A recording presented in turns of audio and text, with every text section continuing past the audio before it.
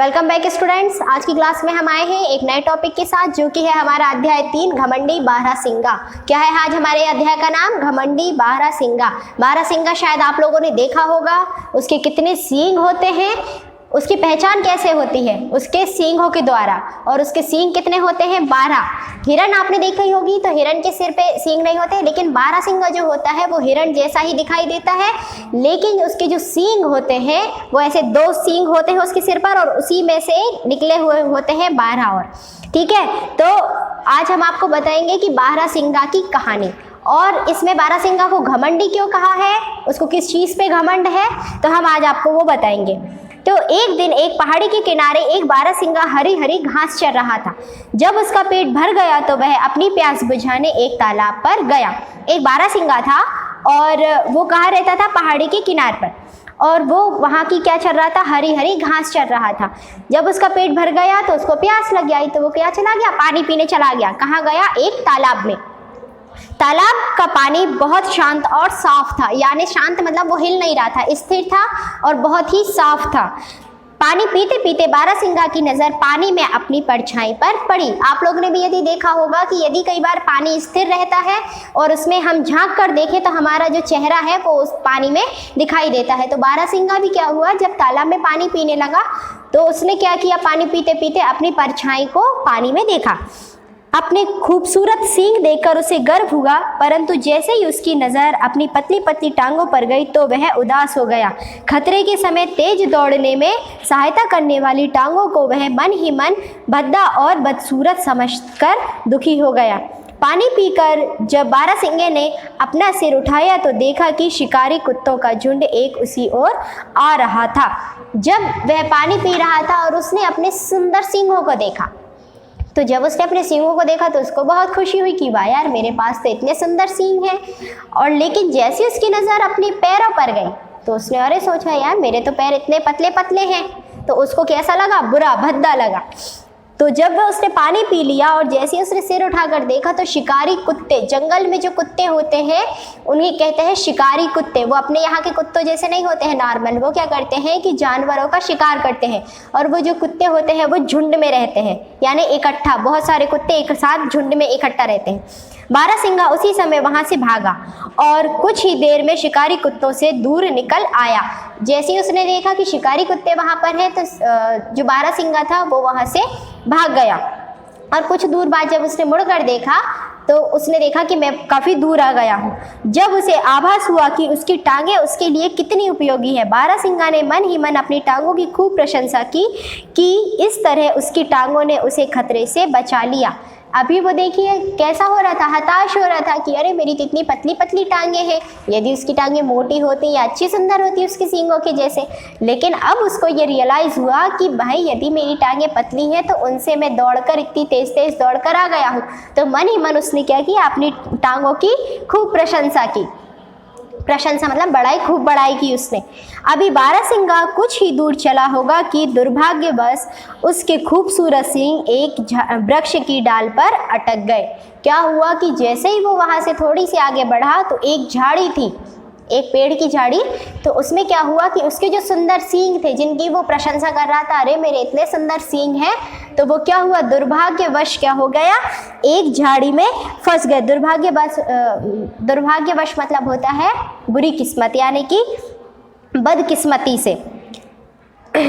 बारहसिंगे ने सींग स्वतंत्र करने के लिए बहुत संघर्ष किया परंतु सफल ना हो पाया। इतनी देर में शिकारी कुत्ते उसके निकट आ गए। क्या हुआ कि जब उसके वो जो सींग थे वो झाड़ियों में अटक गए, तो उसने बहुत कोशिश की लेकिन उसकी सींग वो झाड़ियों से बाहर नहीं निकल पाए। और उसका दुर्भाग्य कि वहाँ पर क्या आ गए? शिकारी कुत्ते आ गए। अब बारहसिंगा समझ चुका था कि उसकी खूबसूरत सींगों ने उसे उसके अंत के निकट पहुँचा दिया है। वह समझ गया कि सुंदरता गुण नहीं है, परंतु अब बहुत देर हो चुकी थी। थोड़ी देर में शिकारी कुत्ते वहाँ पहुँच गए और उन्होंने बारहसिंगा के टुकड़े टुकड़े कर दिए। उसने क्या किया कि जैसे अपने सींगों की प्रशंसा की थी कि वाह मेरे इतने सुंदर सींग हैं, तो क्या किया बाद में? उन्हीं सींगों के कारण उसकी जान चली गई। जो जंगली कुत्ते थे उन्होंने उसके क्या कर दिए, टुकड़े टुकड़े कर दिए। तो इस कहानी से हमें बिल्कुल सीधी यह सीख मिलती है कि कभी भी हमें किसी भी चीज़ का घमंड नहीं करना चाहिए। आप लोग ने देखा घमंडी बारहसिंगा, मैंने आपको पढ़ाया, घमंड उसको किस चीज़ पे आ गया था, अपने सुंदर सींगों पर, कि भाई मेरे तो इतने सुंदर सींग हैं। लेकिन क्या हुआ, अंत में उन्हीं सींगों की वजह से उसकी जान चली गई। हमेशा ऐसा नहीं होता कि जान चली जाए। कई बार क्या होता है, जैसे हम लोग भी क्या करते हैं, यदि हम सुंदर दिखते हैं, हम गोरे हैं, हम सुंदर दिख रहे हैं, तो हमें इस चीज़ पे घमंड आ जाता है। यदि हमारी हैंडराइटिंग बहुत सुंदर है, हम बहुत अच्छा पढ़ते हैं, हम बहुत अच्छा गाना गाते हैं, डांस करते हैं, तो किसी ना किसी वजह से हमारे अंदर क्या आ जाता है, बहुत घमंड आ जाता है। लेकिन यदि आप एक चीज़ को ध्यान देंगे कि हम जिनके साथ में रहते हैं, उठते बैठते हमारे दोस्त और हमारे रिश्तेदार जो होते हैं, घमंडी व्यक्ति को कोई भी पसंद नहीं करता है। और अंत में क्या होता है कि वो जो हम जिस भी चीज़ पर घमंड करते हैं, हमें उसी चीज़ से नुकसान होता है। जैसे अभी बारहसिंगा को सींगों से कितना नुकसान हो गया बताइए। तो आपको क्या करना है कि यदि आपको कोई भी अच्छी चीज़ आती है तो आपको उस पर घमंड नहीं करना है, बल्कि यदि आप बहुत अच्छा पढ़ते हैं तो आप कोशिश कीजिए कि आपके भाई बहन या फिर जिनके साथ भी आप बैठकर पढ़ रहे हैं वो भी आपके जैसा अच्छा पढ़ सकें। हमको इस घमंड में नहीं रहना है कि नहीं सिर्फ मुझे अच्छे से पढ़ना आता है तो मुझे ये अच्छे से पढ़ना आएगा, बल्कि ये नहीं करना है। विद्या जो है, हम जो पढ़ाई करते हैं उसको विद्या कहते हैं, और विद्या जो है वो ऐसा धन है जो केवल बांटने से ही बढ़ता है। यदि आप उसको खुद के अंदर रखे रहोगे तो शायद कुछ ही दिन बाद आप उसको भूल जाओगे। लेकिन यदि आप उसको दूसरे लोगों के साथ शेयर करते रहोगे, आपने अपनी भाई को बता दिया, बहन को बता दिया, अपने मोहल्ले में अपने दोस्तों को बता दिया, तो क्या होता है, वो रिमाइंड होता रहता है, तो आप उसको बहुत दिन तक याद रख सकते हैं। तो आप लोग को क्या करना है, किसी भी चीज़ का घमंड नहीं करना है, और आप में जो भी खूबियाँ हैं वो दूसरों के साथ में शेयर करना है। तो यहाँ पर हमने कुछ शब्द देखे हैं जिनके अर्थ, जैसे बारहसिंगा, मैंने आपको बताया था कि 12 सींगों वाला हिरण। बारहसिंगा किसे कहते हैं, जिसके कितने सींग होते हैं, 12 सींग। ऐसा नहीं है कि सपोज मान के चलिए कि ये उसका सिर है और यहाँ से उसके आगे ऐसे सींग निकले हुए हैं, ओके, ऐसे 12 सींग निकले हुए हैं, ऐसा नहीं होता है। ये यदि बारहसिंगा का सिर है तो यहाँ से ऐसे उसके 12 ऐसे वाले सींग निकले हुए होते हैं।